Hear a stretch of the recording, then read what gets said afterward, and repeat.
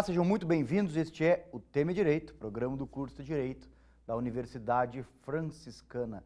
A construção da pauta desse programa sempre ocorre com diversas mãos. Eu digo isso porque você pode enviar e-mail para direito@ufn.edu.br fazendo as suas sugestões de convidados, temas específicos, tudo relacionado ao universo do mundo jurídico, porque esse sempre foi o foco central do Tema Direito, esse programa que está na sua 10ª temporada e tem o objetivo de levar até você a informação sobre o direito, sobre essa ciência complexa, contingente, que muda a vida das pessoas diariamente. A minha convidada de hoje, com muita alegria, recebo a advogada e professora aqui do curso de Direito da UFN, Gislane Ferreira Oliveira. Seja bem-vinda, minha amiga. Obrigada, professora. É sempre uma alegria participar aqui do programa e poder também conversar um pouco sobre o direito. Esse programa é um braço extensionista do curso de Direito. Queria te ouvir um pouquinho sobre o direito eleitoral, sobre essa oficina que eu sei que tu estás à frente. Agora, no mês de outubro, a gente começa a 2ª edição da oficina de Direito Eleitoral, direcionada aos alunos do curso de Direito aqui da UFN. O objetivo inicial dela foi para apresentar os principais pontos do direito eleitoral para os alunos que vão fazer a OAB. Né, porque em 2023 a OAB começou a cobrar direito eleitoral, então a gente fez essa oficina em 5 encontros para dar uma apresentação do tema, assim, de forma geral. Sim. Agora é uma área tão específica, né? Na tua concepção, por que isso nunca, por exemplo, virou uma disciplina obrigatória nos cursos de Direito? Porque ela realmente é um núcleo, uma seara do direito muito relevante, não é, Gislane? Sim, eu gosto muito de direito eleitoral, porque minhas pesquisas envolvem direito eleitoral. E é um ramo do direito em que ele tem um objetivo muito importante, que é preservar a democracia de um Estado. Então, ordenar como acontece todo o sistema eleitoral, as regras do jogo de um sistema eleitoral. A importância de uma disciplina, ela é essencial e a UFN está em trâmite aí para transformar numa eletiva para os alunos que tiverem interesse na temática. A partir do próximo semestre vão poder aí se matricular. Sim, isso nos orgulha muito, porque realmente assim é um curso de vanguarda esse, né? Ele está sempre pensando e se estruturando e se oxigenando, né? É importante que a gente faça isso sempre. É uma renovação, porque realmente, se for ver em vários cursos do Brasil, não é uma disciplina que está presente nos conteúdos, nas ofertas. Mas é essencial, e ainda mais hoje, que a gente vive tanta relevância, né, na temática e ainda mais uma ascensão da participação pública e tantos problemas também no sistema eleitoral, que as pessoas elas estão mais ligadas aí na temática, enfim, na preocupação sobre as eleições principalmente. Tu acha que a tecnologia, as redes sociais e tal, elas aceleram esse processo ou elas intensificam esse interesse geral das pessoas em relação ao evento eleição, né, propriamente dito? Então, dá para dizer que a internet está revolucionando como acontecem as eleições. Tanto é que o direito eleitoral ele é uma matéria que está sempre se modificando. Então, as leis elas estão sempre mudando. Geralmente, de 2 em 2 anos, que é quando a gente tem uma eleição, modifica sistematicamente.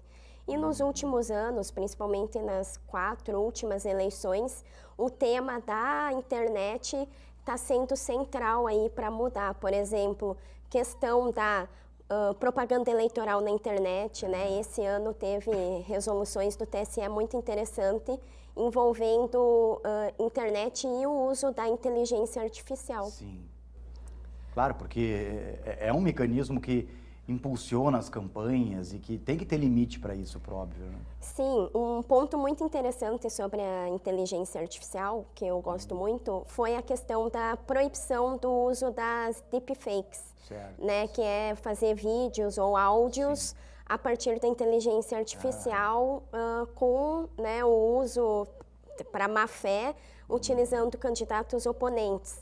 Só um exemplo, assim, na Índia, que eu acompanho também eleições no mundo inteiro, na Índia não tem uma regulação muito forte do sistema eleitoral, como acontece lá. As regras do jogo elas são mais flexíveis.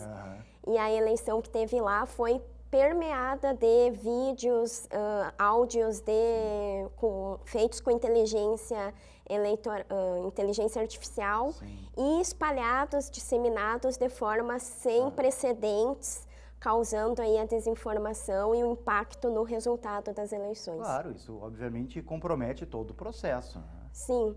E daí aí que o direito eleitoral ele vem, né, para manter a transparência, uma certa igualdade e um resultado de forma que seja à vontade, né, dos eleitores. Como é que tu pensou essa oficina? Como é que ela está organizada? Assim, o que os alunos vão aprender lá? Então, na oficina, como são 5 encontros, não tem como ver todo o direito eleitoral. Então, a gente vai focar principalmente na base de ver o sistema democrático no Brasil, como ele funciona, e também a possibilidade da garantia de direitos fundamentais, o direito ao voto, que o voto é secreto, universal, e também o direito ao voto não se efetiva só nós indo lá votar, né, nos domingos, mas além do direito de votar, o direito de ser votado. Então, a gente vai ver questões de inelegibilidades, enfim, esses pontos em questão. Aproveitar a tua presença aqui, esse tema que é um tema tão importante, né, tão instigante. Tu tem, assim, questionado sobre o voto obrigatório, porque essa é uma questão que está aparecendo muito na mídia agora, né? Vários candidatos se manifestaram, nós acabamos de passar por uma eleição, e vários falaram se eram contra, se eram a favor. A oficina, eu imagino que não deva tratar muito dessa questão, né? Mas se trata melhor, né? O que tu pensa a respeito disso, Islene? Então, o voto obrigatório é algo que tem que ser discutido além do senso comum, né? Então, tem que ter bases científicas para isso. Geralmente, fala do voto obrigatório aqui no Brasil comparado com os Estados Unidos, mas são sistemas eleitorais totalmente diferentes e que precisam de um estudo mais aprofundado. Tem que ver a questão do voto aqui, que é um direito fundamental. Então, para ele ser alterado, tem que cumprir toda a mudança na Constituição. Não é algo que pode ser decidido só, por exemplo, indo na rua e perguntar, você é a favor do voto ou não? Então, tem que ter uma pesquisa muito profunda e alterar também a essência do direito eleitoral, caso isso mude no futuro, que eu acredito que não é algo que vai mudar assim nos próximos anos. Mas como é que tu vê o sistema eleitoral brasileiro hoje, assim, em comparação com outros países que tu mesmo dissesse que né, tem essa expertise e tal de investigar outras situações? Eu acho que o Brasil ele tem leis e resoluções do TSE que buscam manter aí um bom procedimento, um bom processo eleitoral, manter campanhas transparentes para que os cidadãos possam ter uma decisão livre, né, para ir lá e votar. Acredito que precisa uma educação, né, política das pessoas verem a importância de irem lá votar e realmente escolher os seus representantes e acompanhar, enfim, que seria uma questão futuramente cultural. Então, o direito eleitoral ele dá o suporte para acontecer as eleições e, enfim, a democracia ser efetivada e um governo ser eleito e conseguir governar, mas precisa também a questão cultural, da educação, do acompanhamento e também das pessoas terem ciência de que a desinformação não é um caminho adequado para conseguir, né, acessar informações, enfim. E daí a nossa democracia ela ser mais forte, que ela é recente, né? Pois é. Eu ia te perguntar algo sobre isso, mas antes quero te ouvir a respeito de uma outra coisa. Se tu fosse mudar alguma coisa no sistema eleitoral hoje, assim, se tivesse essa possibilidade, vamos pensar um pouquinho que a gente recém passou por uma eleição aí para prefeito e constituição da Câmara de Vereadores, né? Tu mudaria alguma coisa nesse sistema? Eu acho que tem normas novas agora, principalmente na questão de garantir acesso a minorias, trazer a pluralidade dos representantes, que elas ainda estão se efetivando, né? Está tendo uma certa burla de alguns partidos para, por exemplo, a questão de gênero, né? E daí ainda precisa concretizar isso. Teve, por exemplo, eleições passadas que candidatos que foram eleitos perderam o cargo porque o partido, ele burlou, né? Ele criou eleições fantasma para candidatas mulheres, por exemplo. Então, acho que a gente está no início, né, de mudança do nosso processo eleitoral. Também candidaturas coletivas, né, de coletivos. Sim. É importante trazer essa representatividade. O que tu pensa sobre o coeficiente eleitoral? Eu preciso te perguntar isso, porque isso é uma questão que os alunos acabam nos questionando em sala de aula, né? Porque aquilo ali, obviamente, é uma forma de ser eleito, até de difícil explicação para quem não domina a área. Na verdade, essa questão do coeficiente eleitoral, ela mudou há pouco tempo, mais ou menos. E pode acabar gerando a população não se sentir representada, porque às vezes o candidato mais votado acaba não entrando. Aqui em Santa Maria já aconteceu isso. Já aconteceu isso, e daí entra naquela questão. O povo escolhe seu representante e o seu representante não está lá eleito, né? Então, isso pode gerar, inclusive, injustiças. Eu acho que é algo que ainda dá para ser melhorado, né? Que isso está em discussão, em debate por doutrinadores de direito eleitoral, para sempre construir um sistema eleitoral que realmente, quando o candidato seja eleito, seja a representação da vontade do povo, que na verdade é isso que a eleição e o direito eleitoral ele busca. Um outro tema que talvez seja um dos mais pedregosos a respeito é a urna eletrônica. Como é que tu vê o sistema brasileiro nesse ponto? Olha, eu vejo o uso da tecnologia de forma positiva. Né? Já foi constatado cientificamente que a urna eletrônica é segura. Teve muita desinformação aí sobre a questão de que a urna eletrônica burlava votos, não contava votos. Voltou até a ser rediscutido. Isso. Mas já foi comprovado, eu acredito na tecnologia.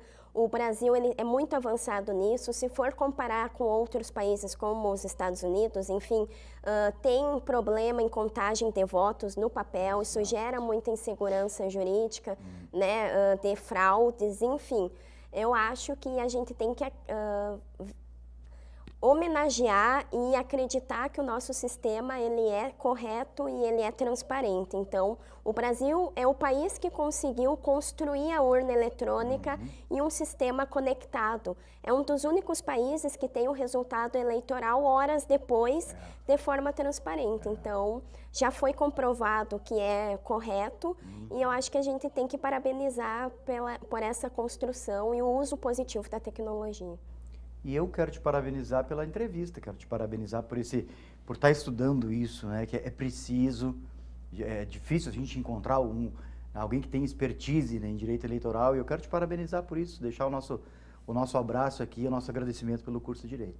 Eu que agradeço, é muito bom aqui participar e conversar sobre temas tão interessantes e poder compartilhar um pouco do direito eleitoral, que é uma matéria tão legal e dá muito laço para pesquisa, enfim, para debater o que acontece no dia a dia aí dos cidadãos. Maravilha. E agradecemos a você também pela audiência. Fique ligado nos próximos programas da TV da Universidade Franciscana. Até a próxima.